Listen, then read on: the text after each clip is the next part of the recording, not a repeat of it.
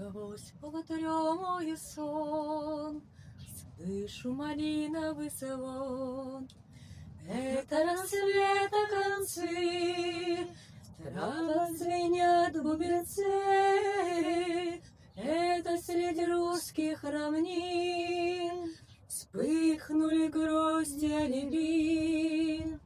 Это в далекой глуши что-то коснулось души.